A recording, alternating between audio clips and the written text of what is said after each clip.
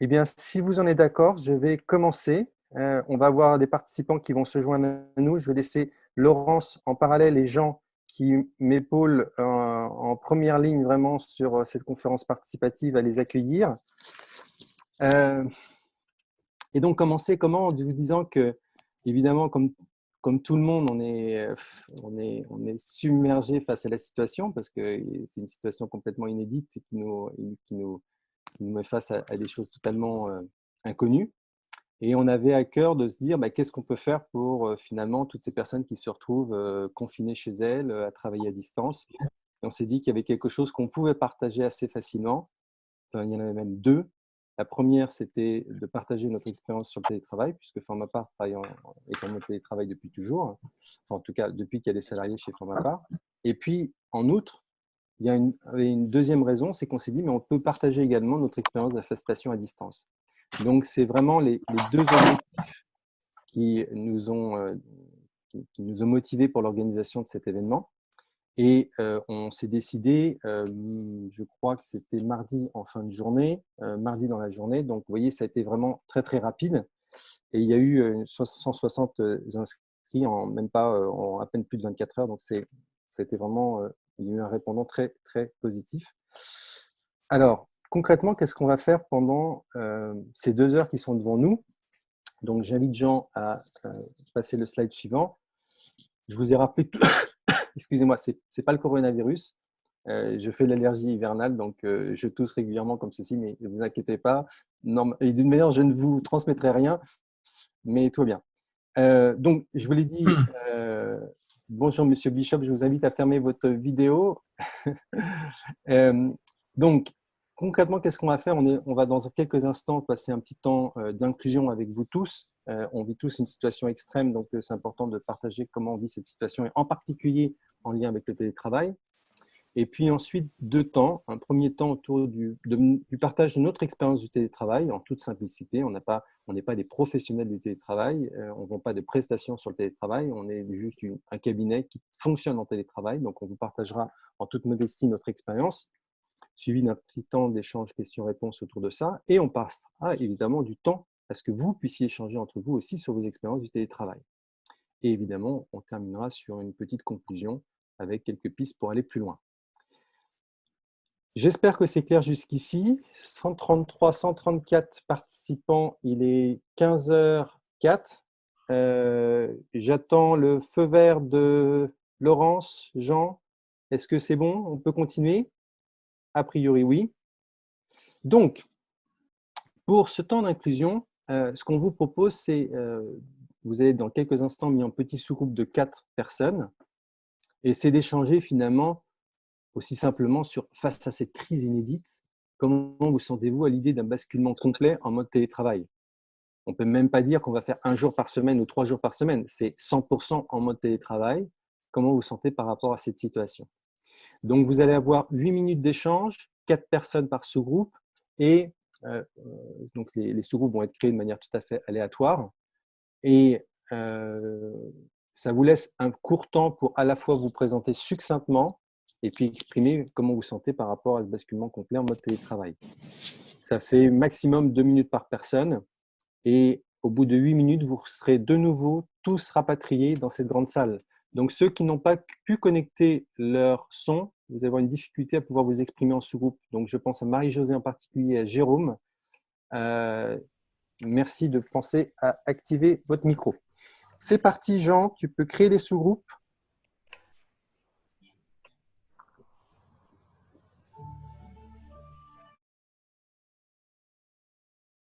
Bonjour Camille. Bonjour. Et voilà, tout le monde revient, donc je vous invite à couper votre son, à couper la vidéo. Franck, Morgan, Camille. Salut Camille. Je vous invite à bien couper votre vidéo et votre son.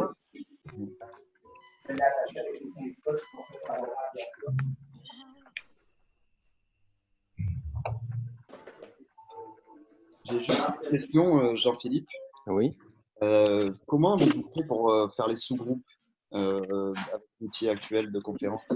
Vous aurez des petites astuces pour… On te parlera enfin, on n'est pas ici pour décrire ce qu'on fait, mais plutôt pour, enfin, ce qu'on fait en termes de facilitation à distance. Mais par contre, on doit des pistes pour te donner des clés pour approfondir ça après. D'accord, merci beaucoup. J'invite tout le monde à vous mettre sur muet et arrêter les vidéos. Bonjour Solange.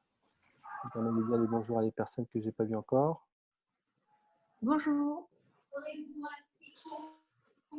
Alors, on va maintenant s'intéresser à la boîte de chat.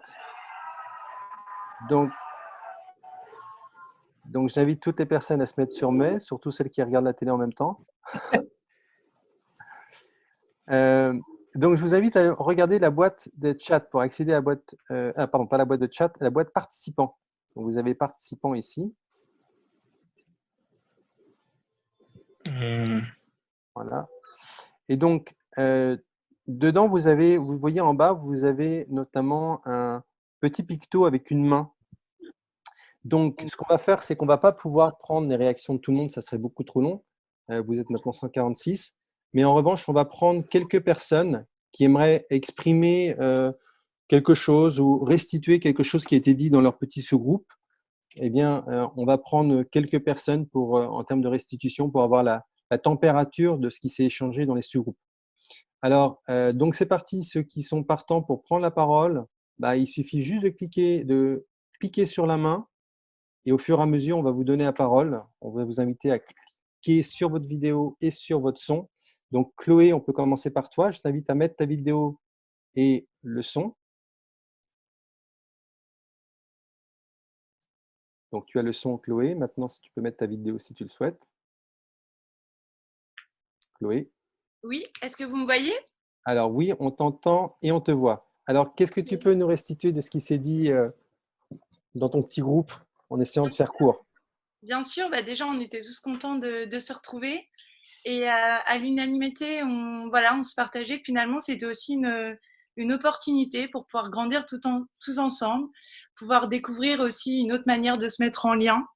C'est vraiment ça qui a été mis en avant, je dirais, cette notion de garder le lien.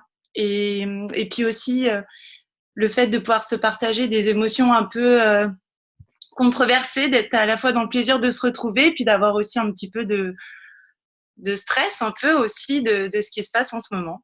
Voilà, mais un beau moment d'échange en tout cas. Merci Chloé. Zachary, tu veux prendre la suite? Et Chloé, je t'invite à enlever ta main.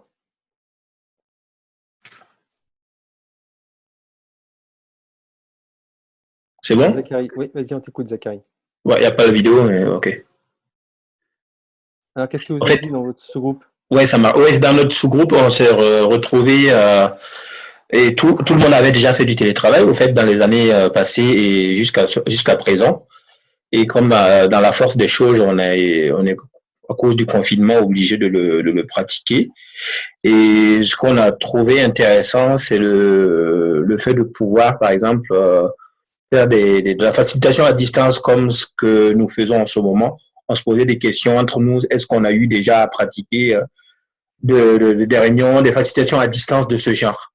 Et donc, en l'occurrence, personne n'avait eu à faire une telle pratique poussée, quoi. Voilà. Donc, sinon, on trouvait intéressant que c'est une opportunité de pouvoir développer ces modes de pratique sur le télétravail. Merci, Zachary. Je passe la parole à Julie, puis on prendra ensuite la parole de Grégory Anne. Julie, je t'invite à mettre ton micro et ta vidéo. Ouais, voilà, j'arrivais pas à retrouver comment mettre mon micro. Bonjour à tous, merci. Bonjour. Du coup, dans le petit groupe dans lequel j'étais, il y avait des doubles émotions, à la fois un petit peu l'excitation de découvrir des nouvelles expériences, des nouveaux apprentissages et tout ça. Donc ça, c'était ce côté un peu fun de faire d'autres choses. Et en revanche, il y avait aussi ce côté un petit peu, on ne sait pas où on va. Et j'ai quand même besoin du non-verbal, du besoin du regard. Donc, il y a une certaine appréhension sur le fait que pour mener des ateliers à distance. Et l'autre côté, moi, ma question, c'était surtout, et je le vis un peu au quotidien aujourd'hui, c'est le fait que tout le monde bascule, c'est comment techniquement le réseau va tenir. Tu C'est travailles chez surtout Bouygues par rapport à Télécom, toi, ces non? questions. Ouais. Donc il y a surtout cette question, Ouais. cette question-là derrière. Si on se met tous en télétravail, et d'ailleurs c'est ce qu'on ressent un petit peu et avec la distance, c'est que est-ce que techniquement ça va tenir aussi derrière. Voilà Ouais. pour nous. Merci Julie. Greg, si tu veux prendre la suite, je t'invite à mettre le son et allumer ta vidéo. Oui, bonjour à tous. Alors nous, dans notre petit groupe, les éléments, a priori, tout le monde a plus ou moins déjà travaillé en télétravail. Ça fait partie plus ou moins de façon intense de la vie de chacun. Par contre, la grande difficulté, c'est comment convaincre maintenant dans un monde où actuellement, il va falloir travailler vraiment que en télétravail. C'est cette passage de un petit peu de distanciel avec une grosse proportion en présentiel à une portion quasi complète en distanciel. Donc l'enjeu, a priori, ça serait vraiment de comment convaincre et comment réinventer une nouvelle façon de faire. Voilà. Avec le petite idée derrière, c'est on n'a pas vraiment le choix. Donc voilà, ça, pour soit c'est motivant, soit c'est stressant. Pour chacun, ça dépendra de comment on voit le contexte. Voilà. Merci Greg. Est-ce qu'il y a encore une ou deux personnes qui souhaitent lever la main pour exprimer ce qui s'est dit dans son sous-groupe avant qu'on passe à la suite? C'est bon pour tout le monde? Bien, alors, merci pour ce premier temps d'échange entre nous. Donc, on est 150, il y a encore une vingtaine de personnes qui se sont jointes. Donc, je rappelle, l'idée, c'est à la fois qu'on voulait offrir un temps pour partager notre pratique du télétravail chez Formapar et puis ensuite avoir un temps pour vous permettre de réfléchir sur ce que vous expérimentez déjà et ce que vous avez déjà expérimenté.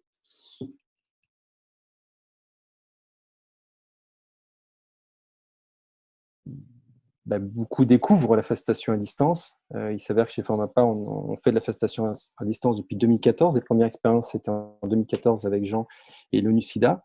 Et donc, on a acquis une expérience significative sur le sujet et on vous en fait partager un tout petit ersatz. Alors, première partie, partage de l'expérience de Formapar. On va faire ça en 3 temps. Donc, on va parler pendant une vingtaine de minutes. Après, vous aurez de nouveau un temps d'échange entre vous. 3 temps dans cette première partie où d'abord, attends Jean, tu vas un petit peu vite. Donc, un premier temps est pourquoi le télétravail s'est imposé à nous déjà depuis longtemps, comment concrètement on s'est organisé et les conséquences du télétravail sur nous. Donc, on commence par le pourquoi. Donc, quand j'ai créé Formapar, j'ai oublié de me présenter tout à l'heure, donc Jean-Philippe Poupard, je suis le fondateur du cabinet Formapar. Et quand j'ai créé Formapar, pour moi, il était une évidence que je voulais avoir la vie que j'avais envie d'avoir. Et donc, clairement, je n'avais pas envie de vivre sur Paris, ni même dans une autre grande ville. Et donc, clairement, si tu vas sur le slide suivant, Jean, moi, aujourd'hui, depuis maintenant 14 ans, je vis à Honfleur. D'ailleurs, je vais vous faire voir un petit peu où je suis en ce moment. Ça vous donnera un aperçu. Donc là, je donne sur, voilà, je suis à l'entrée de la ville d'Honfleur même, avec le bassin qui est juste au bout là-bas. Et donc, clairement, pour moi, il était hors de question d'aller, pas sous prétexte que la plupart de mes clients étaient dans les grandes villes, qu'il fallait que je me mette dans une grande ville. Donc, je voulais privilégier cet aspect qualité de vie. Et puis, deuxième point, c'est qu'il n'y avait aucune raison pour moi, quand j'ai créé Formapar, d'avoir des locaux. C'était une charge qui n'était pas forcément utile.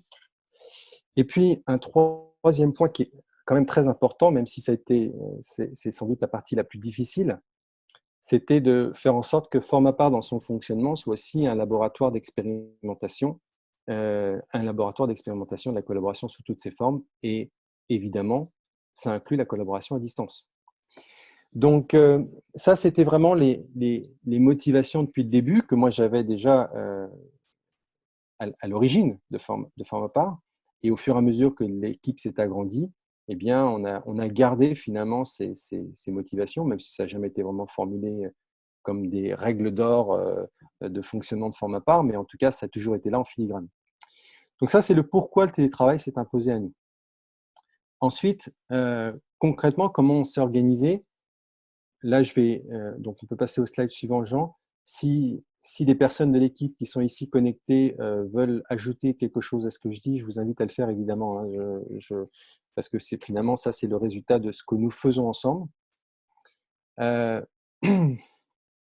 Première chose, c'est que quand on travaille en télétravail, il y a l'embarras du choix sur les outils. Il y a énormément d'outils. Et très rapidement, on se trouve un peu perdu dans tous ces outils, lesquels, pourquoi, et le temps de prise en main d'un outil est long aussi. Donc aujourd'hui, ce qui est certain, c'est que Google, avec tout l'univers de Google, c'est quand même central. WhatsApp pour toute la partie informelle et les questions d'urgence. Il y a quelqu'un qui s'essaie à dessiner sur le slide. Il y a ensuite le Zoom. C'est ce qu'on est en train d'expérimenter ensemble et c'est ce qui nous permet aussi de faire des sous-groupes en visioconférence, hein, pour répondre à la question de tout à l'heure. Le Workplace pour notre communauté. Slack, Trello, blog interne sont d'autres choses qu'on a utilisées avec plus ou moins de succès, en particulier pour Trello, le blog interne aussi. Mais pour vous dire que on ressent quand même le danger quand on commence à choisir ces outils de se perdre dans l'usage de trop d'outils. Ensuite, les rituels à distance, en particulier le format call hebdo qui s'est transformé en format call hebdomadaire, hebdomadaire quotidien. Donc là, depuis lundi, on a tous les jours notre call de 9h à 9h20, mais historiquement, avant, on avait un call une fois par semaine, le lundi matin, d'une heure et demie, et on traitait tous les sujets à venir pour la semaine. C'était vraiment un rituel instauré. Et évidemment, ceux qui étaient en production ne venaient pas, mais tous les autres étaient invités à partager ce format call. Et puis, on a une autre instance de gouvernance qui est un petit comité managérial où on est 3. Et donc, nous, on se rencontrait une fois par mois et le plus souvent à distance, exactement comme on est en train de le faire en ce moment.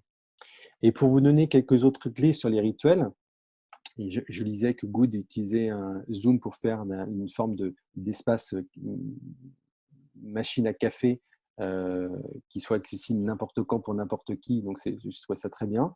Et nous, on a Valentine dans notre équipe, qui est notre chercheuse en fastation, qui a rejoint l'équipe il y a très peu et qui est donc un bagage en philosophie, qui nous proposait de faire un café philo pour de temps en temps s'oxygéner, mais tout en créant du lien au sein de l'équipe.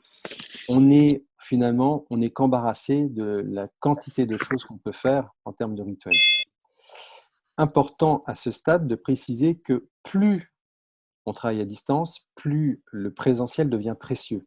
Et Jean aime dire et a rappelé que la facilitation à distance, elle sublime les moments de facilitation présentielle, c'est-à-dire que puisqu'on fait énormément de choses à distance, le moment présentiel va devenir des moments extrêmement importants et qu'au départ, on pensait peut-être 1 ou 2 fois par an suffirait et dans les faits, on se rend compte que c'est au moins 1 fois par trimestre.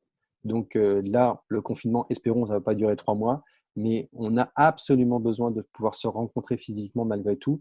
Et j'avais accompagné un client comme ça où il travaillait donc au niveau international, donc sur plusieurs continents, et ils se sont rendus compte que tant qu'ils n'avaient pas pris le temps, je crois que c'était une semaine, ils prenaient 1 semaine par an où ils étaient tous ensemble sur un endroit dans le monde. Et ce moment était précieux parce que ça permettait d'aller vraiment beaucoup plus loin dans les échanges tout au long de l'année. Important, l'espace de télétravail, c'est-à-dire que si on n'est pas bien chez soi, qu'on a un tout petit espace, on n'est pas dans de bonnes conditions. Donc, il faut aller dans un espace coworking, ce qui ne sera pas possible en ce moment. Mais ceci dit, c'est quand même il y a au moins 2 personnes qui l'ont fait dans notre équipe. Et puis, je passe sur 3 autres points. Jean, tu veux je vais intervenir sur l'espace de travail parce que le coworking, évidemment, c'est quelque chose qui est connu de tout le monde. Mais pour moi, l'espace de travail, c'est l'espace de travail chez soi, quoi. Et c'est la notion de confort physique dans l'espace de travail. Donc le coworking, c'est juste un exemple, mais il faut considérer évidemment, dans le cadre du télétravail, son lieu personnel, en fait. J'ai dit, Jean-Philippe. Et donc, je vais aborder un point sur lequel je reviendrai plus tard. ce qui est important finalement, jusqu'ici, ce n'est pas tant les rituels et les outils qu'on utilise et l'organisation matérielle. Certes, c'est nécessaire, mais ce n'est pas suffisant. Ce qui va être vraiment crucial quand on travaille on bascule complètement en télétravail, c'est les interactions et la qualité des interactions qu'on entretient entre nous. Et évidemment, ce qui est à combattre à tout prix, c'est l'isolement. Parce que quand on travaille une semaine en télétravail, a fortiori, si on n'est pas très, très, très engagé dans son boulot, vous voyez, on fait un boulot, bon, on le fait parce qu'il faut le faire, très rapidement, on va basculer dans un isolement qui va être terrible et qui va être difficile à résorber, quoi. Donc, pour pallier ça, pour faire face à ça, les projets en équipe, c'est-à-dire pour chaque projet, d'avoir une petite équipe avec quelqu'un qui lead, et donc de multiplier les interactions dans les sous-groupes. C'est-à-dire que moi, je travaille sur tel projet avec Agatha, je travaille sur tel projet avec Laurence, je travaille sur tel projet avec Marie. Et donc, régulièrement, on a à échanger entre nous, et donc on multiplie les interactions entre nous. C'est-à-dire qu'imaginez, on a 10 personnes, et on fait le maximum de traits entre les 10 personnes. C'est ce qu'on fait en fait en travail en équipe. Et ça, c'est important pour justement combattre l'isolement. Ensuite, autre point qui nous a semblé important de partager ici, c'est la question de la transparence de l'information. Et dans la transparence de l'information, il y a deux volets. Il y a l'information business en tant que telle. Donc, chez nous, 100% de l'information est transparente. Les bulletins de salaire, les notes de frais, des propositions commerciales, intégralement tout est transparent et accessible à 100% de l'équipe. Et ça, c'est le premier volet de la transparence. C'est le plus facile. Le deuxième volet, c'est la transparence sur ce qu'on vit chez soi lorsqu'on est face seul à son écran et que parfois on n'est pas bien parce que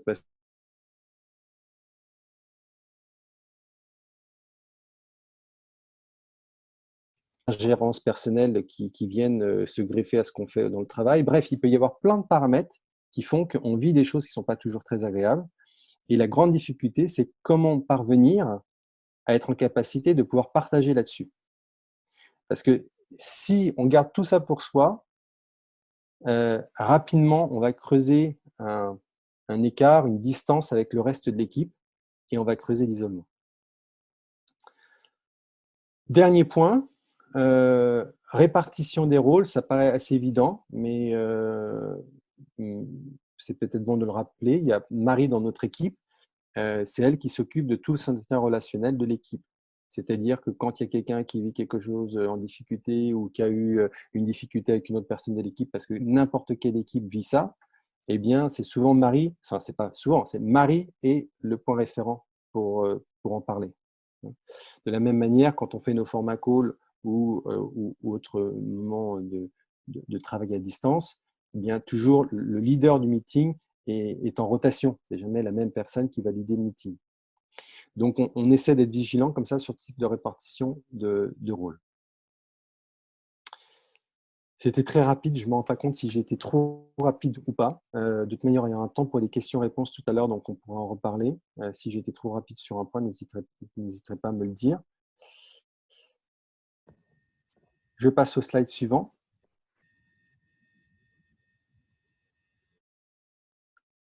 Jean, si tu veux bien passer au slide suivant. Juste petit moment de petit moment de panique. Alors c'est super, je vois qu'il y a des personnes qui commencent déjà à partager des choses dans le chat. On va avoir l'occasion encore de faire ça.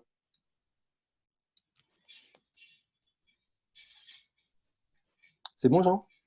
Juste une seconde. Je retrouve plus ma souris en fait, c'est bête comme chou.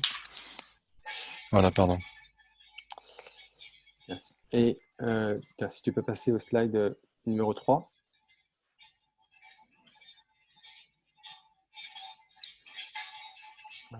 Alors, attends.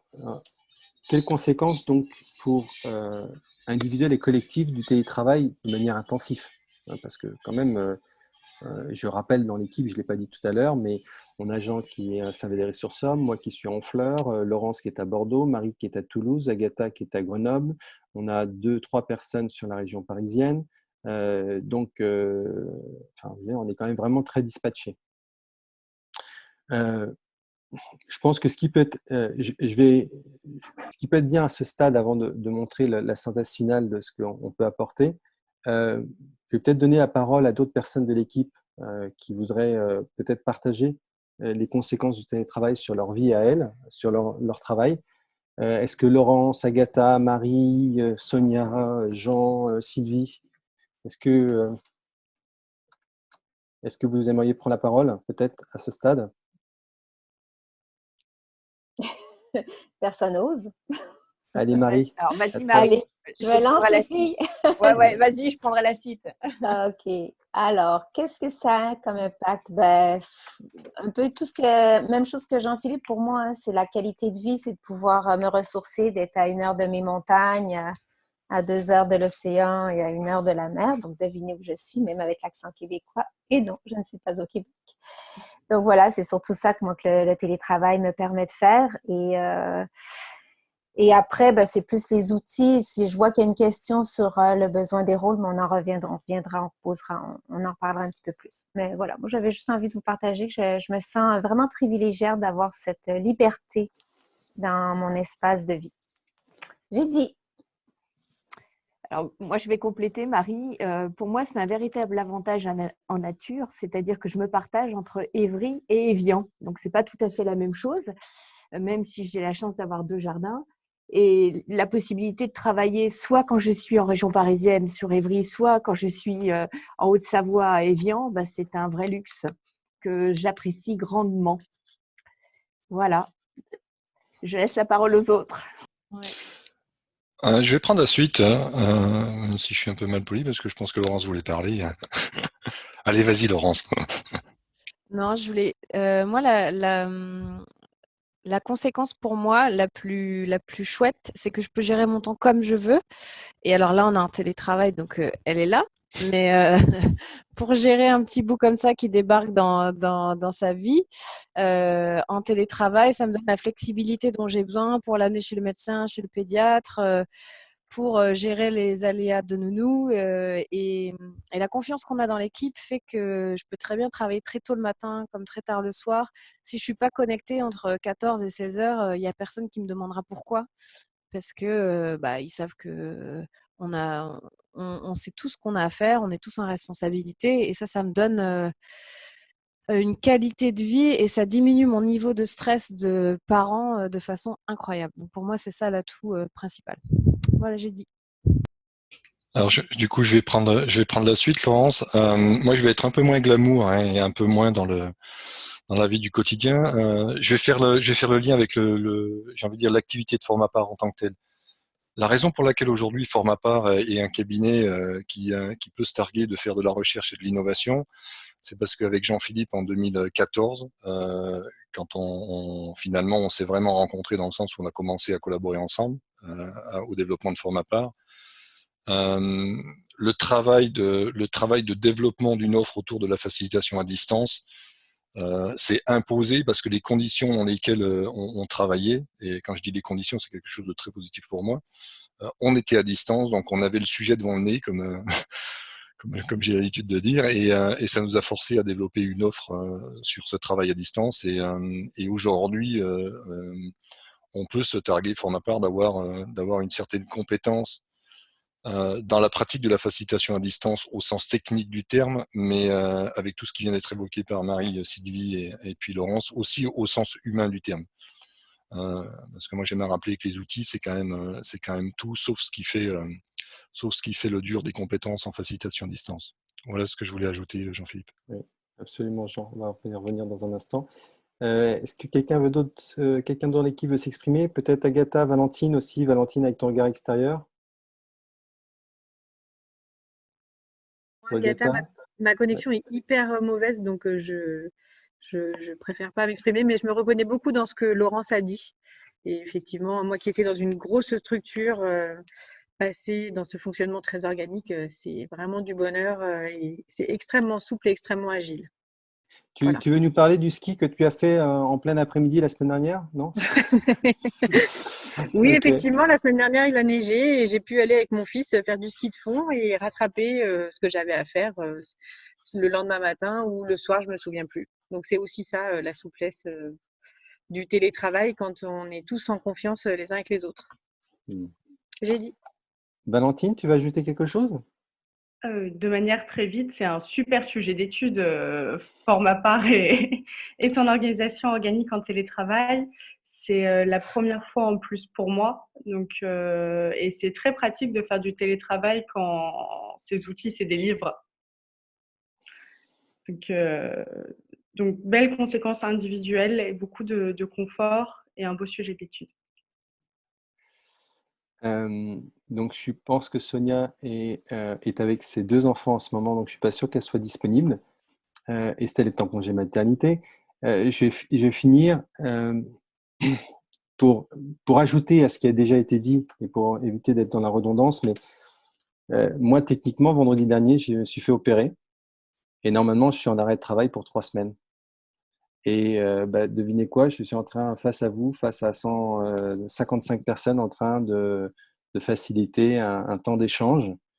Et c'est ça aussi l'avantage du télétravail, c'est que ça nous donne une souplesse d'organisation qui n'y a rien de comparable avec ce qu'on fait en présentiel lorsqu'il faut se déplacer, il faut prendre un avion, il faut prendre un train, il faut attendre, faut trouver un temps de rendez-vous qui inclut le temps de déplacement pour aller au rendez-vous.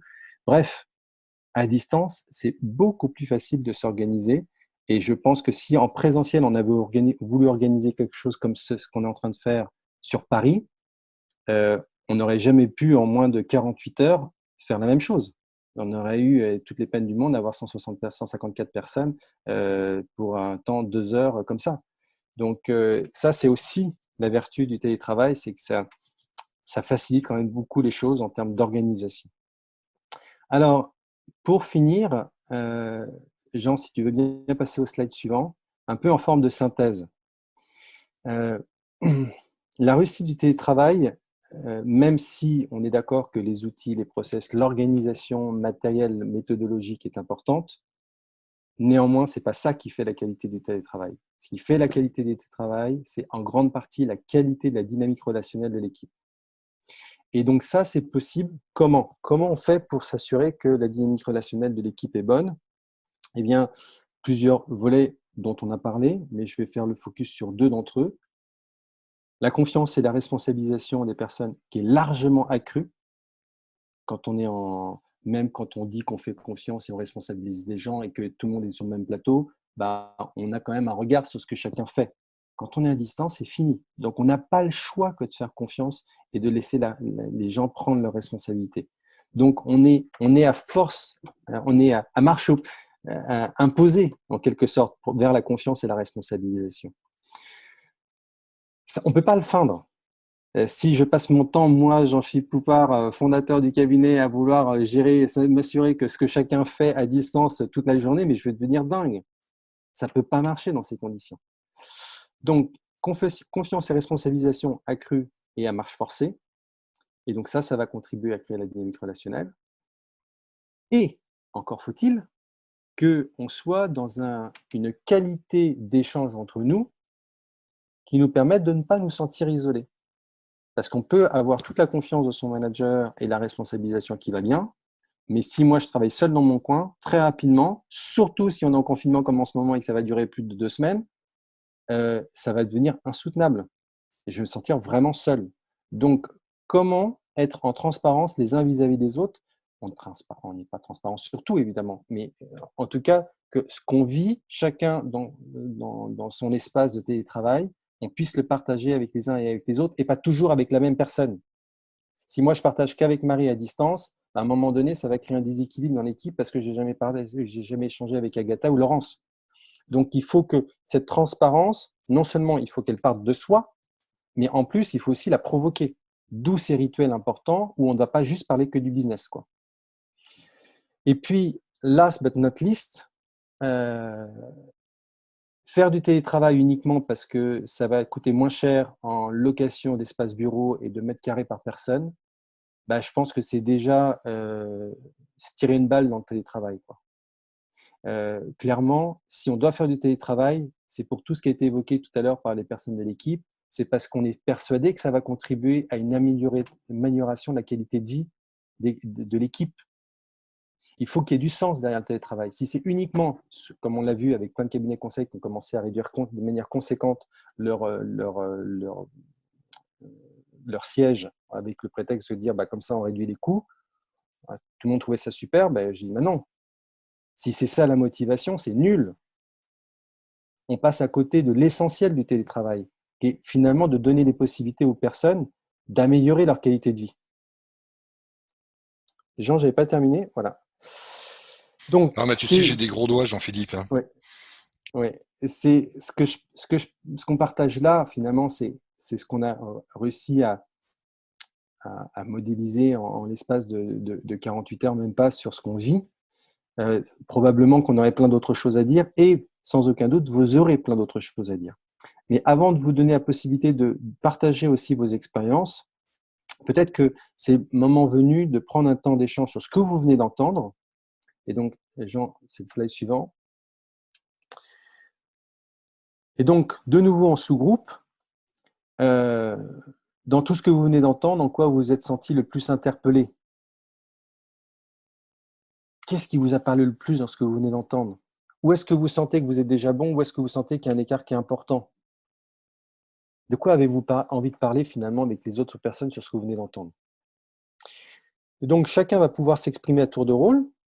Et puis, dans les 2-3 minutes qui vous restera, s'il y avait une seule question à poser, quelle serait la question que vous auriez envie de poser sur ce qu'on vient de vous partager? Donc, de nouveau, 8 minutes en sous-groupe, de nouveaux sous-groupes. Jean, c'est parti, je te laisse organiser. Bien, alors, on va pouvoir, vous êtes bientôt tous de retour. Donc, ce que nous allons faire maintenant, de nouveau, lorsque vous cliquez sur participants, vous avez les petites mains et les différents pictos.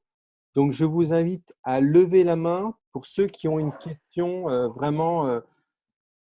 Si vous quittez cette conférence participative sans avoir une réponse à cette question, vraiment, vous êtes très malheureux, encore plus malheureux de la situation actuelle. Vous voyez, donc c'est vraiment très grave. C'est vraiment une question importante, en tout cas pour vous. J'exagère un peu le trait, évidemment.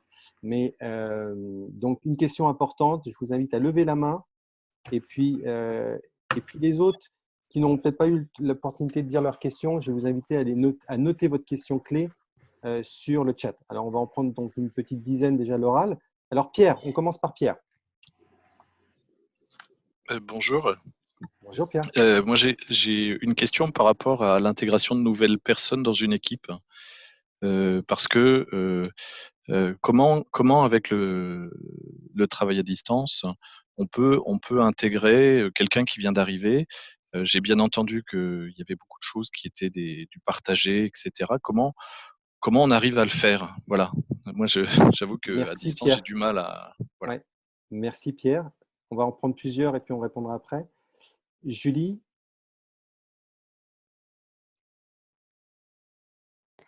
Oui, alors nous, notre question, c'était… vous m'entendez? Oui. Oui, c'est bon. Avez-vous vécu un ou des paliers importants dans la construction de votre pratique dès lors que votre intention semblait super claire dès le départ?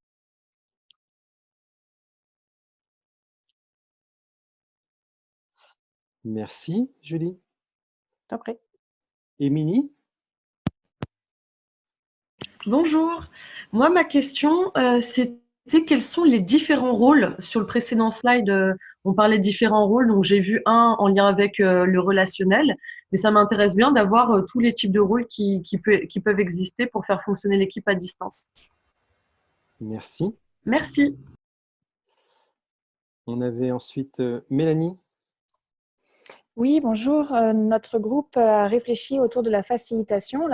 La facilitation utilise l'énergie du groupe pour pouvoir produire et réfléchir de manière collective. Comment, à distance, on arrive à la ressentir, cette énergie, à la faire vivre aux participants et du coup à l'utiliser en facilitation.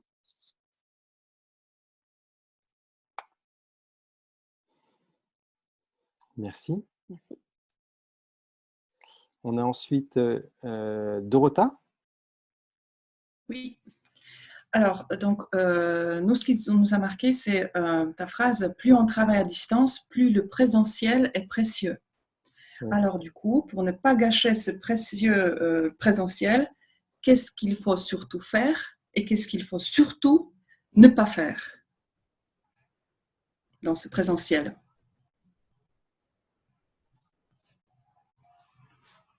Merci Dorota. Merci. On a Cécile, Fabienne et Isabelle, on s'arrêtera là. Les autres vont marquer leurs questions dans le chat. Cécile. Alors, la question est la suivante. Apparemment, vous êtes deux aujourd'hui. Toi qui anime et puis une autre personne, Jean, qui passe les slides ou lance les sous-groupes. Dans quelle mesure on a besoin d'être deux ou on peut tout gérer à la fois ou ça devient vraiment trop lourd de tout faire tout seul? Et à combien vous intervenez habituellement? Et si je comprends bien, chacun en étant sans vous rassembler tous les deux. Donc, chacun à distance. Oui, alors je vais répondre à cette question parce qu'elle est très rapide. On est 3 en ce moment. Il y a Laurence, Jean et moi. D'accord. Il faut être 3 pour ce type de séance. Et en l'occurrence, c'est très très difficile de faire la facilitation à distance seul. Il faut vraiment être avec un tout petit groupe, 3-4 personnes. Mais sinon, sitôt que tu as une dizaine, douzaine de personnes, il faut être minimum 2. Alors, je vais me permettre de compléter, Jean-Philippe. Vas-y. Et vous renvoyer sur ce qui se passe en présentiel, en fait. Jean-Philippe parle de la quantité de personnes. Au-delà de la quantité de personnes, il y a la complexité en fait de ce que vous êtes en train de faire avec le groupe. Et la question en distanciel est la même qu'en présentiel. C'est à partir du moment où vous sentez que vous êtes en danger par rapport à la maîtrise des outils, et donc que vous allez mettre en danger le groupe par rapport à ça, il faut être plusieurs. La raison pour laquelle on est 3 aujourd'hui, c'est parce que 150 personnes, si on veut avoir un peu de fluidité et de réactivité, on n'est pas trop d'avoir 3 paires d'yeux sur 5 ou 6 écrans. Mais de plus en plus, moi je facilite à distance tout seul des groupes de 15 personnes. D'accord. Parce que dans ma pratique, je gagne de la confiance dans les outils, je gagne de la confiance dans les déroulés qui sont adaptés aux outils. Enfin, c'est comme en présentiel, quoi. C'est exactement comme en présentiel. Moi, ce que je vous invite à faire par rapport à ça, c'est d'avoir un. Il faut graduer, en fait. Merci, Jean. Alors, j'aurais pas dû répondre, j'aurais pas dû commencer à répondre. Donc, Fabienne, encore une question?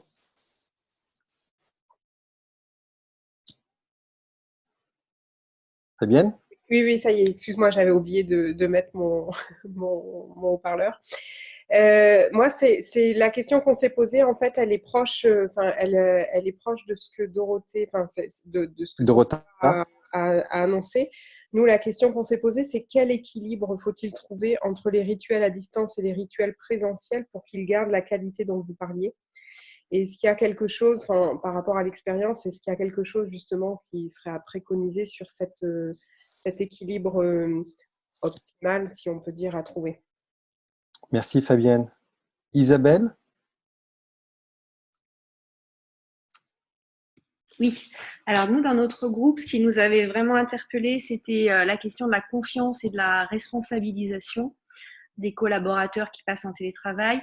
Et nos questions, parce qu'il y avait plutôt deux typologies, c'est comment accompagner les entreprises pour les aider justement à faire confiance à leurs collaborateurs et à les responsabiliser, mais également comment les aider à les accompagner humainement pour ne pas se laisser envahir.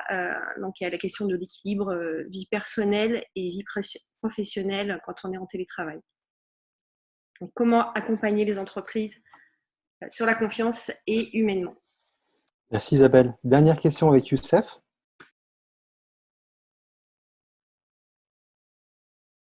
Youssef? Oui. Oui, voilà. Moi, c'est juste une question d'ordre culturel. Aujourd'hui, la facilitation à distance, est-ce qu'elle est bien acceptée en France? Est-ce que c'est quelque chose de courant? Parce que j'avoue qu'ici au Maroc, on peut se poser la question est-ce que c'est quelque chose que les entreprises peuvent, en tous les cas, avoir recours à ça? Voilà. Merci Youssef. Alors, donc, je vais relire les questions, on va peut-être en répondre à quelques-unes. Grouper les paliers sur notre pratique. Je parle sous le contrôle de Laurence et de Jean, mais je crois que la maîtrise de Zoom nous a apporté quand même un palier important dans notre pratique du télétravail à distance et notamment des temps collectifs à distance.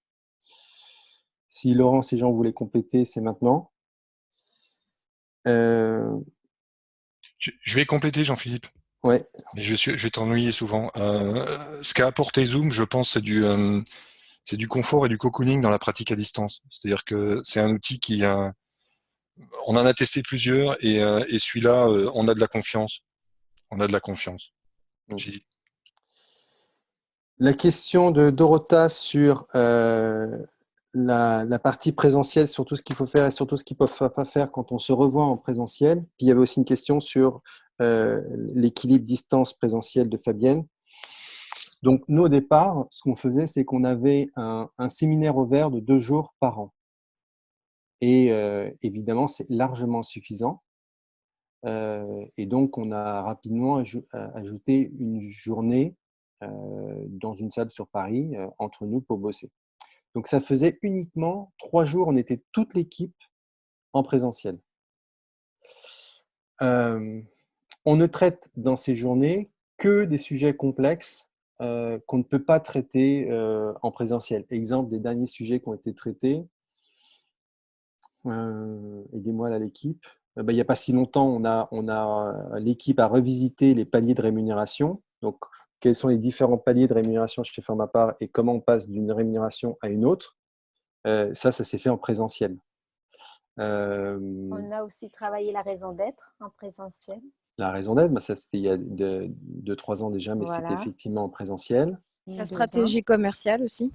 La stratégie commerciale. Et dernièrement, on a travaillé sur comment communiquer authentiquement entre nous. Donc ça, c'est des sujets qu'on ne peut pas traiter en visio, qu'on a eu besoin d'être connectés.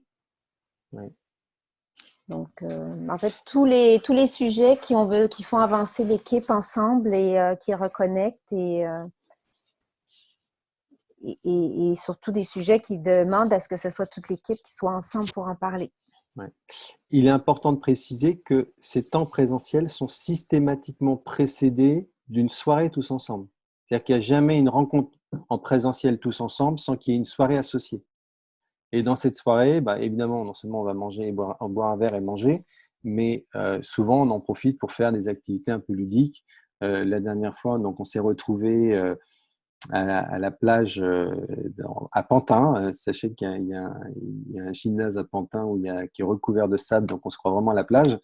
Et on y a fait notre soirée là-bas. Et donc, Sonia nous avait concocté un petit jeu pour amener à se découvrir encore sous d'autres angles qu'on connaissait déjà les uns les autres. Et c'était très drôle et on a passé une demi-heure à se marrer comme des baleines. Et voilà, c'est des moments importants. C'est ça aussi qui doit être fait en présentiel lorsque les quelques fois on se voit. Donc, Fabienne, sur la notion d'équilibre entre présentiel et distanciel, je pense qu'on est assez extrême. Je pense que se voir au final peut-être 4-5 jours maximum par an tous ensemble, je pense que c'est difficile de faire moins. En revanche, peut-être que pour d'autres équipes, il est préférable de se voir plus souvent, une journée ou une journée par mois par exemple, peut-être. Peut-être que ça serait pertinent. En présentiel, et je reviens sur la question de Dorota, si on se voit en présentiel, il ne faut surtout pas qu'on ait le sentiment que c'est un sujet qu'on aurait pu traiter à distance. Voilà ce qu'il ne faut pas faire en présentiel. On traite d'un sujet, on s'est dit non mais ce truc-là, on aurait dû le traiter à distance. C'est quand même con qu'on utilise le précieux temps qu'on a ensemble, en présentiel, pour traiter un sujet qu'on aurait pu traiter à 3 ou 4 en distanciel. C'est à peu près tout ce qui me viendrait de ne surtout pas faire. Jean-Philippe, je voudrais juste compléter, c'est-à-dire qu'en temps présentiel, il ne faut pas oublier qu'on se rencontre chez nos clients. C'est-à-dire qu'il n'y a pas que ce temps-là qu'on a en présentiel. C'est vrai. Et on a toutes les missions où on crée des équipes qui à chaque fois sont différentes avec des choses que l'on partage pendant ces moments-là. Absolument.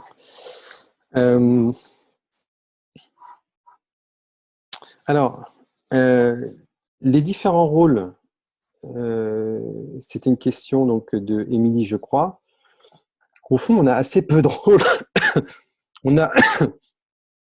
on a finalement nos rôles respectifs, mais qui pourraient être les mêmes qu'en présentiel.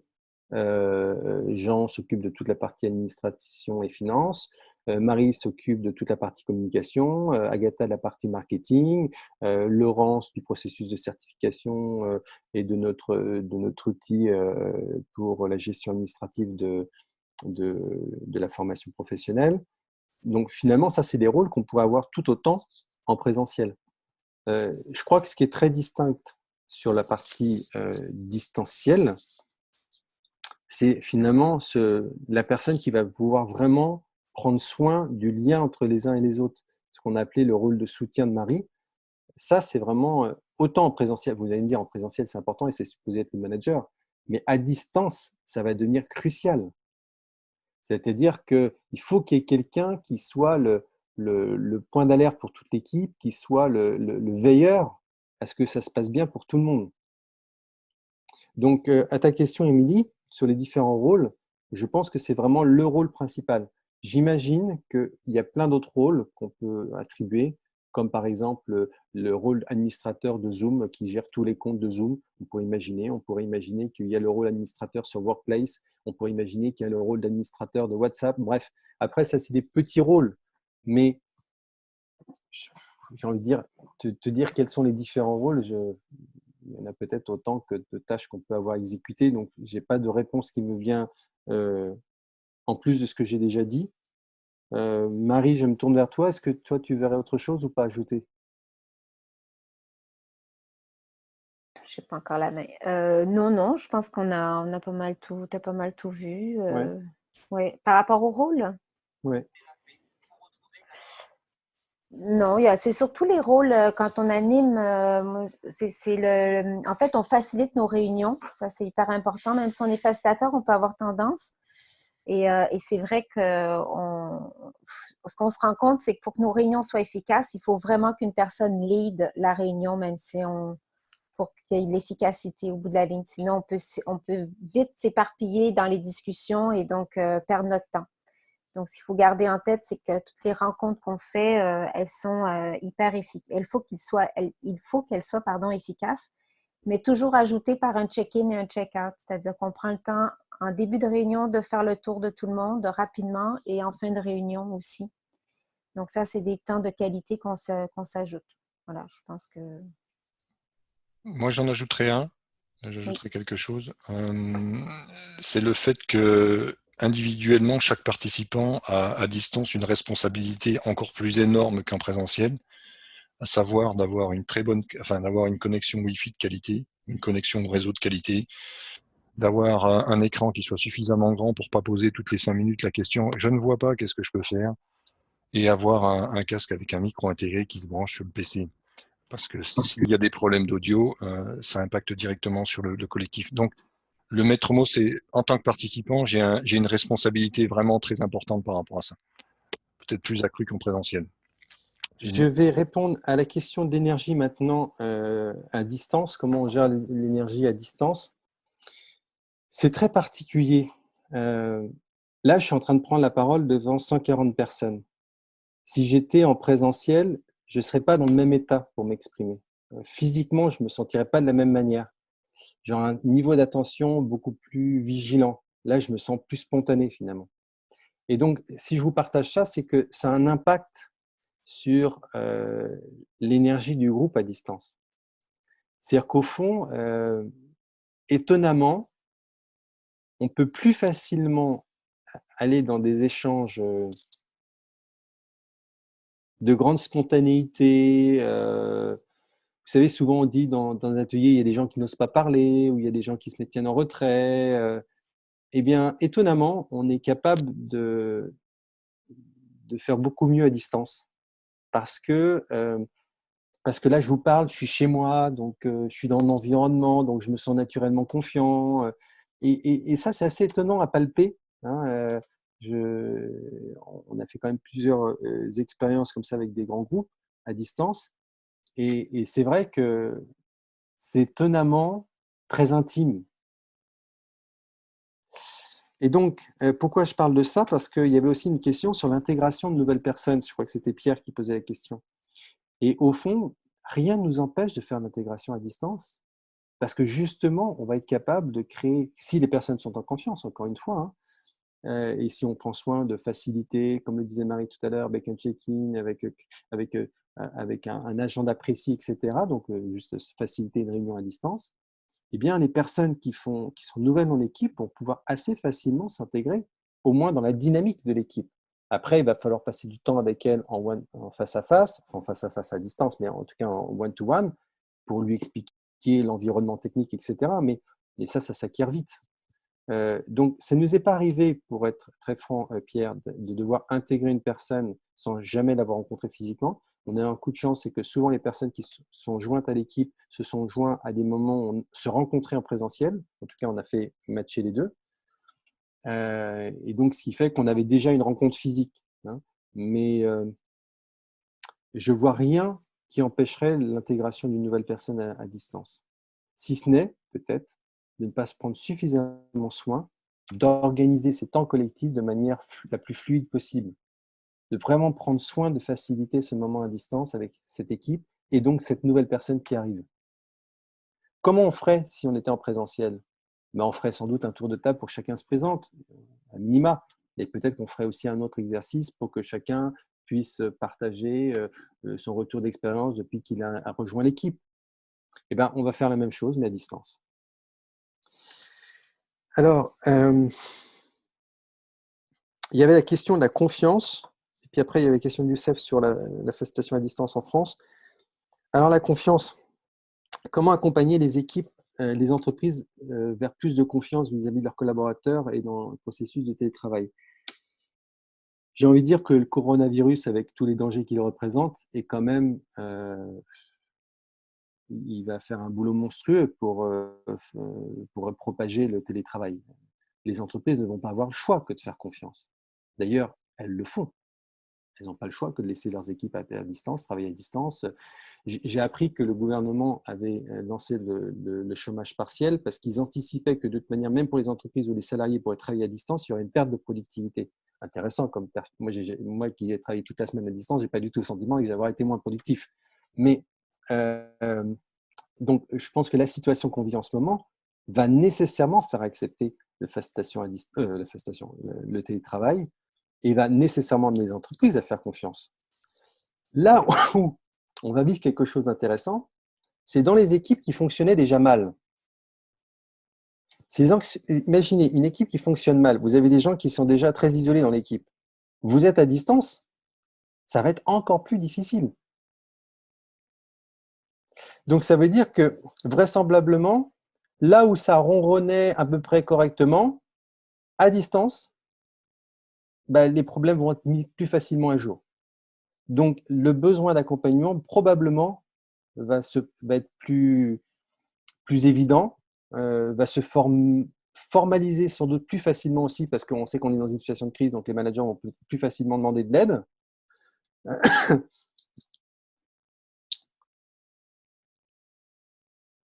Après, tout ceci étant dit, je réfléchis à voix haute en même temps que je vous parle là un peu, hein, mais tout ceci étant dit, il me semble que ça va venir questionner grandement les managers. Parce que il y a encore, hein, ça change, hein, heureusement que les choses changent, mais il y a encore beaucoup de managers qui ont le besoin de sentir qu'ils ont une certaine puissance dans leur rôle. Et cette puissance, elle s'exprime le plus souvent par le contrôle, l'exercice du contrôle. Ça veut dire que dans l'accompagnement des équipes pour avoir plus de confiance entre elles à distance, ça va sans doute passer par plus de coaching pour les managers. Comment accepter de ne plus avoir le contrôle? Et comment ils sentent de ne plus avoir le contrôle sur les uns et sur les autres? Comment ils sentent que les équipes sont plus sous leurs yeux toute la journée dans le plateau? Il est probable que un des besoins qui va émerger les plus rapidement de cette situation qu'on vit en ce moment est probablement l'accompagnement individuel, coaching individuel. Parce que je pense qu'il y a plein de managers et plutôt ancienne garde, sans être trop péjoratif en disant ça, mais qui, à mon avis, vont vivre des moments difficiles. Voilà, je crois avoir, j'espère, n'hésitez pas à compléter si vous voulez ajouter quelque chose dans l'équipe. Je pense qu'il faut qu'on accélère un peu, Jean-Philippe. Oui, ok. Donc, dernière question sur la facilitation à distance, Youssef, sur est-ce que c'est bien accepté en France? Donc, Jean l'a dit tout à l'heure, on a commencé à faire la facilitation à distance en 2014, 2015, 2016, on a fait un programme d'innovation. De 2016 à 2019, on a investi quand même quasiment 600 000 € dans la facilitation à distance, donc ce qui est énorme pour un petit cabinet comme nous. Je dois pouvoir dire que jusqu'à maintenant, l'histoire du coronavirus, il y a plein de clients qui nous disaient c'est intéressant la facilitation à distance, mais ça franchissait pas le cap, quoi. On a fait évidemment plein d'opérations de facilitation à distance avec des clients, mais pas énormément. En revanche, ce qu'on peut dire, c'est que depuis qu'il y a le confinement, d'ailleurs même avant le confinement qui était annoncé, en tout cas depuis la crise du coronavirus, clairement, on a plein de sollicitations. Tout d'un coup, il y a plein de gens qui hésitaient, qui disaient que ça pourrait être sympa, etc., qui tout d'un coup se disent « Ah non, mais vraiment, là, il faut qu'on s'y mette, quoi. » Donc, je ne pense pas, pour répondre à ta question, Youssef, la facilitation à distance n'était pas du tout acceptée en France. En revanche, la situation va faire accepter la facilitation à distance de manière à grands pas. Ça, c'est certain. Donc, peut-être que ça arrivera aussi au Maroc. Alors, je suis désolé, il y a plein d'autres questions probablement qui ont dû être posées que je n'ai pas lues dans le chat. On va peut-être accélérer parce qu'effectivement, il est 16h22 déjà. Donc, on va passer à la partie suivante. J'espère avoir répondu à toutes les questions que j'ai prises au vol. Donc, Jean, si on va sur le slide suivant. Est-ce qu'on n'en profiterait pas pour vivre une pause à distance et se donner 3-4 minutes pour c'est une super idée. voilà, Merci, se lever, Laurent. aller faire autre chose et on se retrouve Ok, tous dans… on Faut que se tu me donnes fait… une heure précise. Oui, alors attendez, donc il est 16h23, à 16h25, on se retrouve ici en ligne. Donc on a 2 minutes pour se détendre les muscles. Et pour ceux qui resteraient connectés, vous pouvez faire la position du sapin que je vous fais face à vous comme ça. Laurence va me dire, mais non, mais ça, c'est pas une pause, ça. Donc, la position du sapin. Alors, pour le coup, je vous invite à activer tous votre webcam. Voilà. On tire le plus haut possible. On se fait sa position du sapin. Vous allez vous mettre debout. On se retrouve dans maintenant 1 minute. L'enjeu, c'est que ça ne sente pas le sapin. Bon sapin.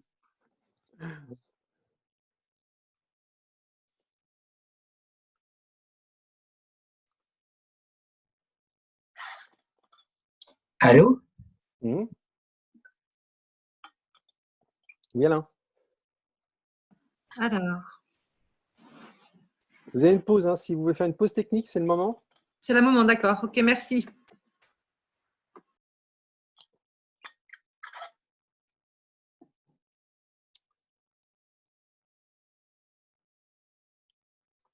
Merci, Laurence, d'avoir proposé la pause.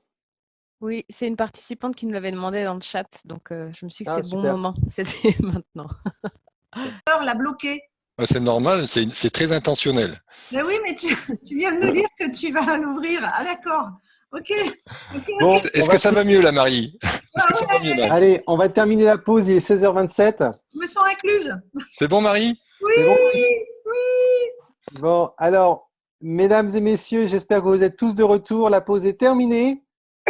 Jean, je t'invite à tourner le slide, changer de page.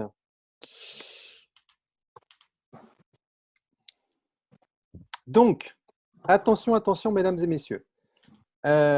Maintenant, c'est le partage de votre expérience. Et donc, l'idée, c'est que de nouveau, en sous-groupe, vous allez pouvoir échanger entre vous sur qu'est-ce que vous pratiquez en télétravail. Qu'est-ce que vous avez peut-être déjà expérimenté, bien sûr, mais qu'est-ce que vous avez peut-être tout simplement lu ou entendu parler. Donc, qu'est-ce qui se fait ailleurs que vous avez trouvé inspirant? Donc, vous allez avoir un temps entre guillemets, de mise en commun de bonnes pratiques ou de pépites en lien avec le télétravail.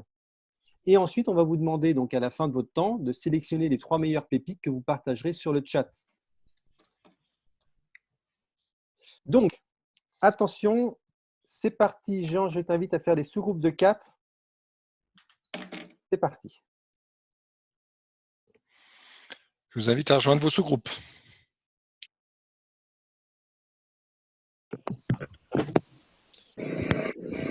Ah, on est revenu. Bon, bah, ça fait plaisir de voir qu'il y en avait quand même qui étaient dans les sous-groupes. Pour certains, ça marchait les sous-groupes, c'est bien. Oui. Alors, Moi, donc ça ne voici marchait ce qu'on va pas. faire.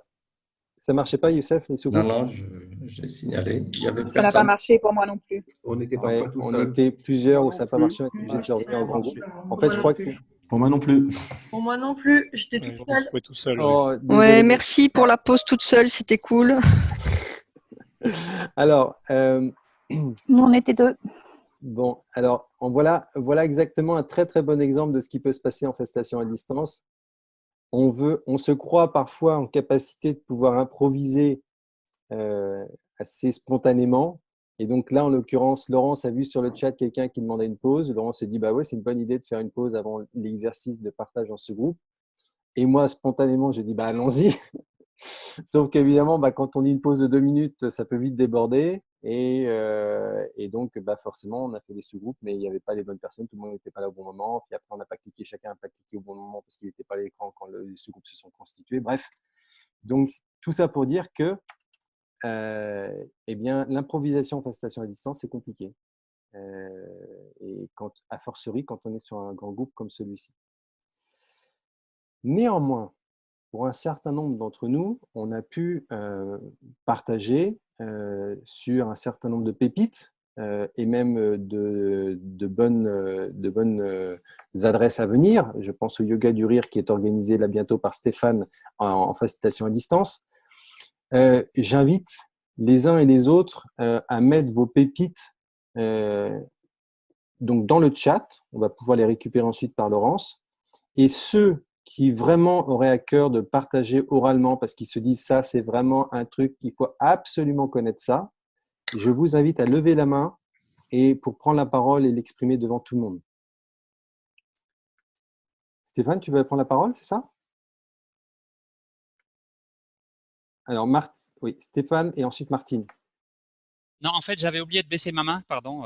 Ah, d'accord. Donc, bah, tu peux peut-être nous rappeler Mais Yoga du Rire, c'est quand voilà, tu… bah, en fait, c'est pas une pépite. Enfin, j'avais une pépite de lundi soir après le discours du président pour faire une cellule de crise et ça a super bien marché. Mais la pépite, c'est une pépite future peut-être. Si ça marche, c'est que vendredi, il y avait un atelier de Yoga du Rire qui était prévu dans une structure à laquelle j'appartiens et il est bien évidemment annulé. Mais j'ai dit non, je l'annule pas, je vais le tester à distance.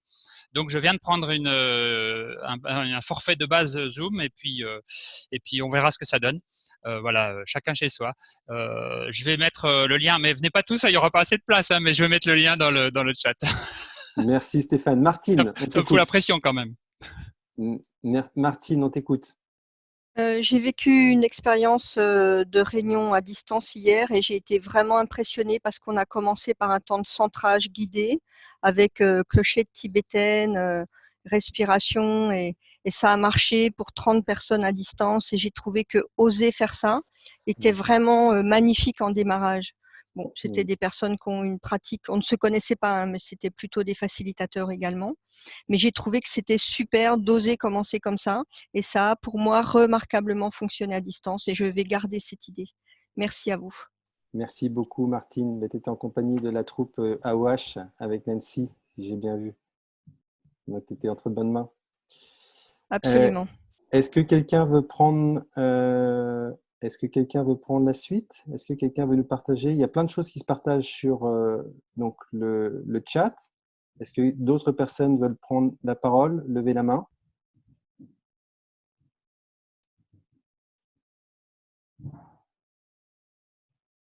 Alors, Julie? Oui, alors moi, c'est quelque chose que j'ai pas encore vécu, mais que j'ai vu chez d'autres. C'est la partie café time. Alors, en fait, ça rappelait ce que tu disais tout à l'heure. C'est aussi quand on est à distance comme ça, en télétravail, rappeler les moments pas que de réunions formelles. Il faut aussi des temps d'échange informels et un peu déconner autour d'une sorte de café. On doit prendre un café, on discute. Et donc ça, c'était quelque chose de vraiment très…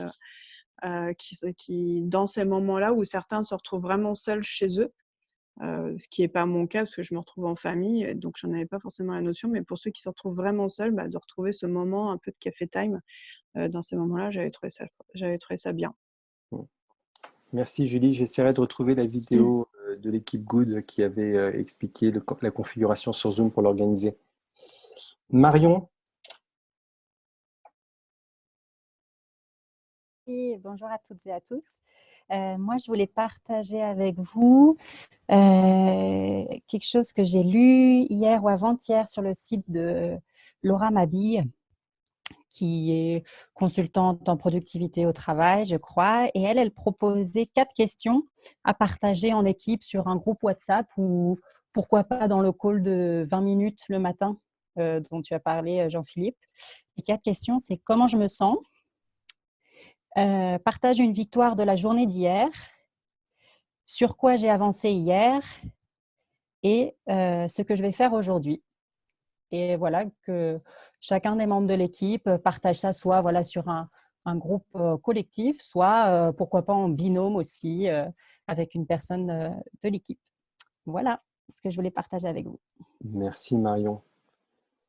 Quand on est sur des réunions comme ça aussi fréquentes, il faut vraiment veiller à ce que le lead de la réunion soit rotatif, que ça tourne. Ce n'est pas toujours la même chose.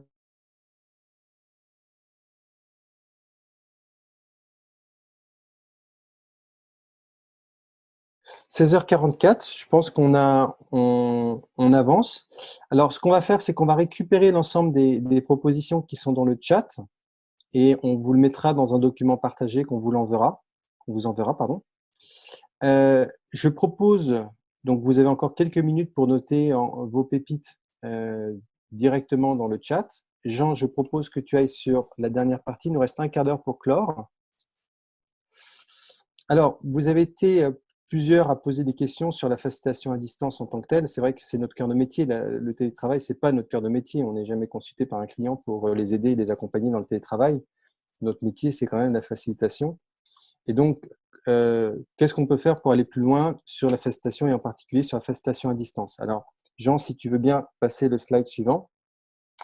Donc, si vous êtes en entreprise, directeur, manager, chef de projet, peu importe finalement votre rôle, il y a 3 possibilités.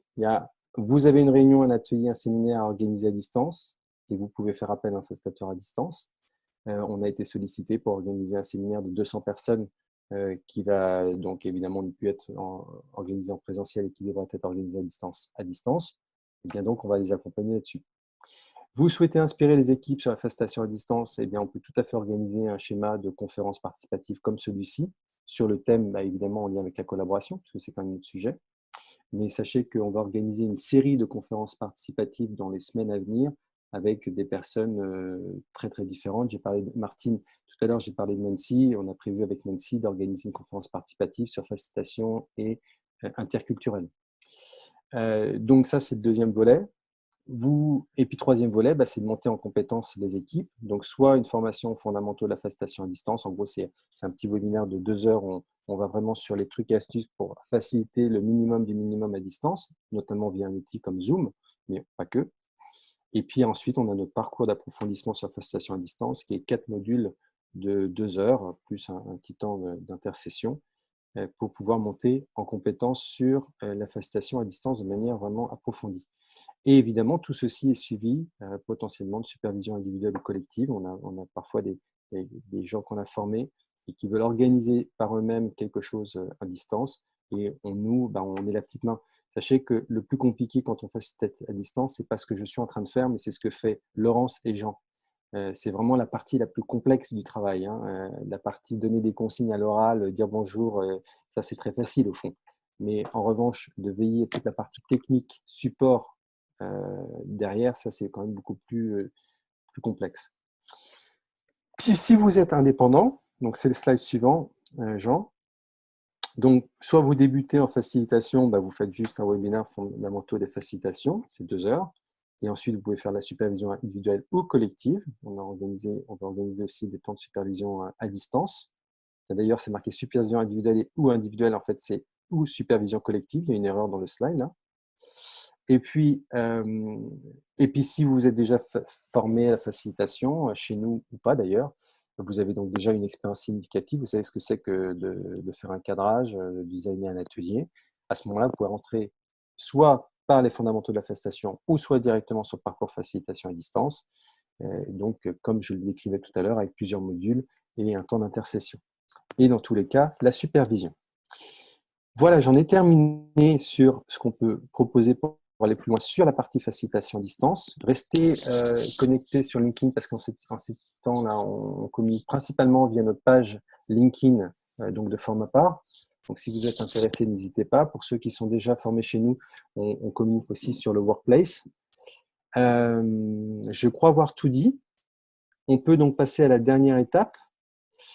Et cette fois-ci, on va pouvoir, chacun à tour de rôle, en tout cas ceux qui le souhaitent, ouvrir sa caméra, ouvrir son micro et peut-être dire un mot. Un mot, c'est pas un mot, c'est au fond, qu'est-ce que vous gardez de cette expérience? Qu'est-ce que vous retenez de cette expérience? Qu'est-ce que vous retenez du télétravail ou de la facilitation à distance, peu importe. Commence qui veut. Je vais commencer. Alors, on t'écoute. Zachary. Oui. Je trouve vraiment très intéressant ce que vous nous avez proposé aujourd'hui, de pouvoir discuter sur le télétravail et l'outil aussi qui est utilisé, je trouve vraiment très intéressant. La première fois que je vais sur Zoom. Et donc, moi, je trouve que c'est une solution qui pourrait m'intéresser, moi, en tout cas, et mes collègues au travail, pour accroître nos compétences, ne pas rester que sur du présentiel, quoi. Et voilà. Et je trouve aussi que cette actualité nous pousse aussi à repenser nos modes de travail. Voilà. Il y a un peu du positif dans cette histoire. Voilà. Merci, Zachary. Qui veut prendre la suite? Julie, Martine, Allô? Nathalie. Oui. Ok, je vais prendre Martine. Vas-y, Moi, Martine. je voudrais juste témoigner que je me sens humainement connectée et nourrie de ce temps passé à distance. Et moi qui suis confinée seule dans mon appartement, je peux vraiment partager avec vous qu'il y a vraiment quelque chose de l'ordre de la relation humaine qui se passe et que je suis très contente de le vivre. C'est ce qui me restait à vivre personnellement en tant que facilitatrice. Cette idée que le groupe me donne de l'énergie et vous me permettez de vivre, qu'à distance, je repars avec mon sac à besoins bien rempli et je vous remercie pour ce moment, indépendamment des apports techniques. C'est chouette, quoi. Merci. Merci beaucoup, Martine, pour ton retour. Et ravi d'avoir pu contribuer à ça. Nathalie? Oui, merci pour ça. Je rejoins vraiment ce que Martine vient de dire. Et surtout, moi, je repars avec plein d'idées de choses qu'on peut apporter aux collègues autour de nous par rapport à l'obligation de confinement et notamment toutes les personnes qui se retrouvent du jour au lendemain en télétravail. Voilà, des pistes d'action super intéressantes. Merci. Merci, Nathalie. Chloé?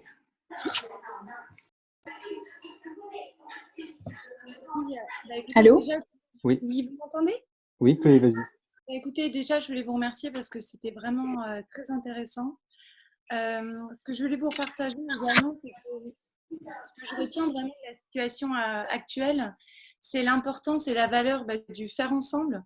Et je trouve que nous, les facilitateurs, on a vraiment aussi une responsabilité particulière dans ces temps-là, de pouvoir garder lien, mettre en lien et de pouvoir aussi accompagner les transitions. Donc, je trouve qu'on a vraiment aussi une opportunité de pouvoir grandir tous ensemble et de pouvoir mettre en place des belles choses et d'œuvrer pour un monde encore meilleur. Voilà, je vous remercie à tous. Merci, Chloé. Nabila qui est au téléphone, Jean-Philippe, je te coupe, excuse-moi, mais Nabila voudrait dire un petit mot en fait. Désolé de vous couper comme ça. Mais... Non, merci beaucoup. Non, merci beaucoup, c'est génial parce que moi je suis au téléphone, j'ai eu un petit souci avec l'ordinateur, mais je voulais juste rebondir sur les deux dimensions que moi j'ai perçues. Effectivement, il y a le contenu et ce que nous vivons tous au jour d'aujourd'hui, à savoir cette crise, etc. Et puis en fait, il y a l'expérience autour du contenant et du processus. Et moi, ce que j'ai beaucoup apprécié aujourd'hui avec vous tous ensemble, c'est effectivement... en fait, de tester en fait le processus de facilitation avec cet outil que je connaissais mais que je n'avais jamais expérimenté avec autant de participants et avec autant d'interactions. Donc, finalement, c'est joindre un sujet qui nous interpelle tous et et de nous projeter aussi dans l'avenir pour pouvoir rebondir riche de cette expérience et de ce vécu de processus qui moi, m'a permis finalement de m'ancrer en fait. Donc pour moi, ça a été, comme je l'ai dit au début, ça a été quand même un ascenseur émotionnel parce que évidemment ce qu'on vit nous ouvre plein nous apporte plein de questions, mais à côté de ça aussi le processus, et j'ai plein de questions et ce serait super que vous puissiez. Nabila, on va garder les questions pour plus tard et je vais garder aussi du temps pour les autres. Merci beaucoup. Nabila. Merci, super. Je vais donner la parole à ceux qui ne sont pas encore exprimés en grand groupe. Je pense à Anne-Claude, Pierrick, Céline, Cécile. Allez, Anne-Claude, tu y vas? Oui, bonjour à tous. Au-delà de tout ce qui a été dit sur l'expérience qu'on a vécue, un partage, moi j'ai eu un sous-groupe à 2 avec Pierre et puis c'était hyper inspirant. On a parlé d'autres choses, mais c'était aussi les joies de la facilitation et des rencontres que ça nous permet, aussi à distance. Donc je crois que j'ai rencontré quelqu'un qui m'a donné une super idée que j'ai envie d'approfondir. Merci. Merci Anne-Claude. Pierrick? Oui, moi ce que je retiens particulièrement, c'est l'énergie du groupe et notamment ce que tu as dit tout à l'heure. Donc merci pour ce moment et l'énergie, donc l'intention que tu poses en termes d'énergie et la façon dont tu es, la facilitation qui, à mon avis, rayonne sur le groupe avec les autres facilitateurs qui sont là derrière donc pour aider techniquement. Donc c'est cette énergie de calme quelque part et de sérénité qui se transmet sur le groupe. Moi, ça m'a particulièrement marqué. Merci Pierrick. Céline? Moi, je voulais partager que vraiment, j'ai trouvé très astucieux votre approche de apprendre par l'expérience, nous faire vivre ça encore plus que de nous apporter du contenu. Enfin, les deux joints, vraiment vivre cette expérience à 150, c'était assez fort. Je vous remercie à tous, à toute l'équipe de votre générosité pour ce moment-là. Très sincèrement, c'est vraiment généreux de votre part d'avoir pris ce temps-là. Et moi, ce que j'en retiens, c'est que dans ces temps un petit peu compliqués, maintenir le lien, c'est possible. C'est possible même à très nombreux, en petits groupes ou à très nombreux, c'est possible. Et vous venez de nous le prouver de très belle façon. Un grand merci à tous. Merci Céline. Sylvie, qui ne s'est pas exprimée encore en grand groupe? Je pense que ça tombe très bien parce que je vais rebondir sur ce que vient de dire Céline. En fait, moi, je trouve que vous avez fait un partage très authentique, en fait, l'équipe Formapart, là, et c'était intéressant. Moi, ayant vécu dans des groupes où il y avait ou non de la confiance, c'est clair, c'est clé pour moi, la confiance, la transparence. Voilà, et puis en effet, ça me donne envie d'aller plus loin et de tester des choses avec cet outil Zoom. Je ne connaissais pas la possibilité de faire des sous-groupes et c'est vraiment intéressant. Voilà, merci à vous. Merci. Cécile?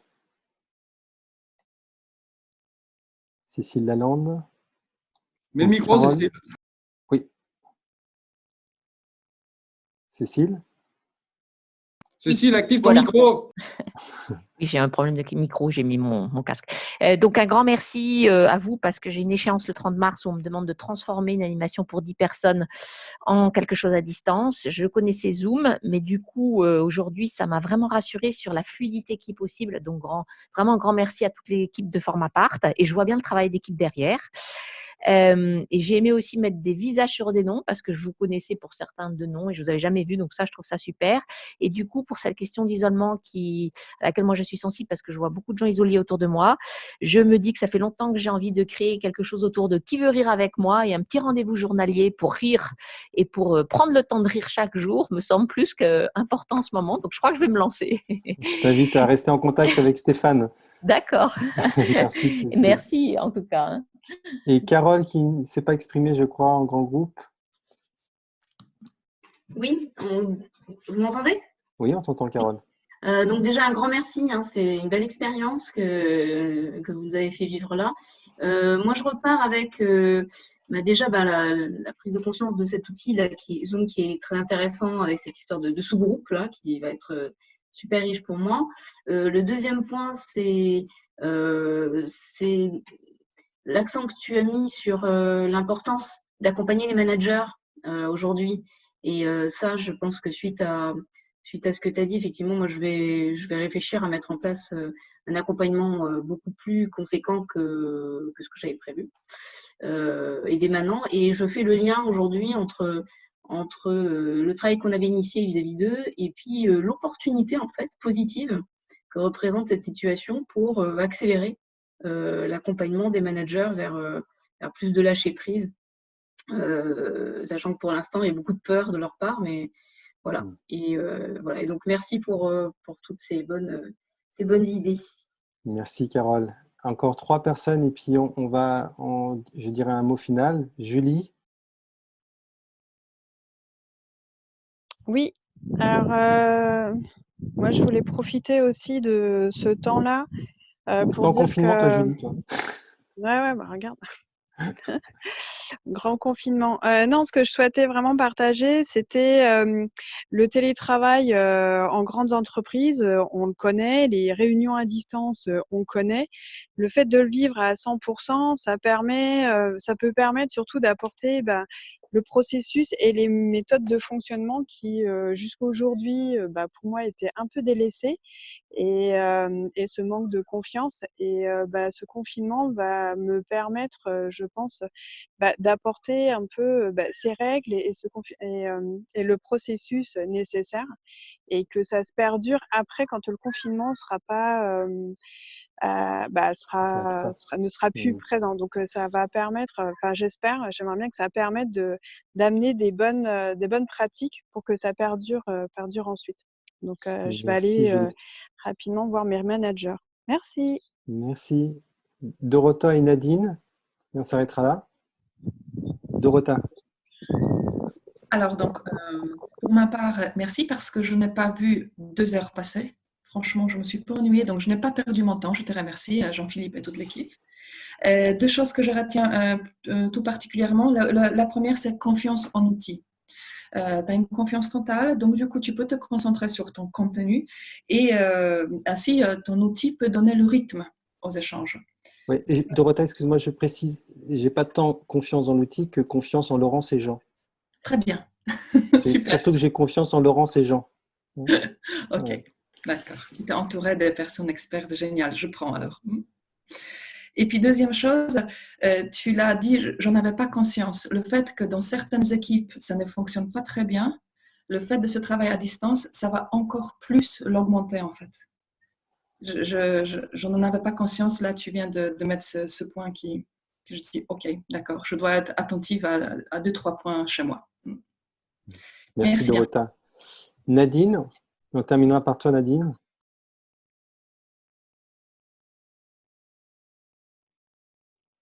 Nadine. Donc finalement, on fera peut-être sans Nadine. Moi, j'aimerais vous remercier. Je suis revenue. Ah, Nadine, vas-y, je t'en prie. Juste pour dire, moi j'avais déjà fait en octobre le séminaire que tu avais fait de 2 heures, facilitation et transformation avec Arkea. Donc c'est ma Ouais. 2e expérience là, et ça me donne des autorisations parce que je vois en fait que lorsqu'on envoie une question puissante, comme vous l'avez fait il y a 2 jours avec l'équipe Formapart, il y a une communauté d'intérêt qui se met en place d'un seul coup, 100, 200 personnes, et en 2 heures, il y a quelque chose à la fois de magique et de simple qui arrive, avec une belle énergie, on l'a déjà dit, et donc ça me donne beaucoup d'autorisation à faire de même. Merci beaucoup à vous et à toute l'équipe. Merci beaucoup Nadine. Je vais vous remercier à mon tour parce que sans vous, on n'aurait rien fait tout ça. Je remercie aussi l'équipe. Tout ceci a été fait en moins de 48 heures entre le moment où on a décidé de le faire, le moment où on a choisi le sujet, le moment où on a lancé l'invitation. Enfin, ça s'est fait vraiment tout ça packagé en moins de 48 heures. Donc, merci aux efforts de toute l'équipe pour avoir permis ceci. J'aimerais vous dire que quelque part, je suis extrêmement confiant sur le fait que tout ceci va non seulement se mettre en pratique très facilement, mais va perdurer parce qu'on va découvrir tous les avantages qu'on a à travailler comme ceci. Et je pense qu'on voudra évidemment en garder trace lorsque le confinement sera terminé. Et puis, j'aimerais vous partager une petite anecdote pour finir. Donc, toute ma petite famille, nous sommes inscrits au club d'échecs local. Et donc, tous les enfants sont malheureux parce qu'ils ne vont pas pouvoir assister aux échecs avec leur cours d'échecs. Et donc, je vais organiser le cours d'échecs à distance avec la possibilité de faire des duos de matchs d'échecs en sous-groupe, etc. Bref, ça va être un truc génial parce que complètement nouveau, que personne n'a jamais fait, a priori en France, de faire un cours d'échecs à distance avec des enfants. Mais rien que ça m'excite énormément et c'est pour vous dire que, et je reviens sur quelque chose qui a été dit par une ou deux personnes, à savoir que ce qui est important dans les périodes qu'on en vit, c'est finalement de créer des liens, les entretenir. Et on n'est pas obligé de faire ça que pour le boulot. On peut faire ça aussi avec des voisins. On peut faire ça aussi avec des enfants qui peuvent plus se voir entre copains et copains, etc.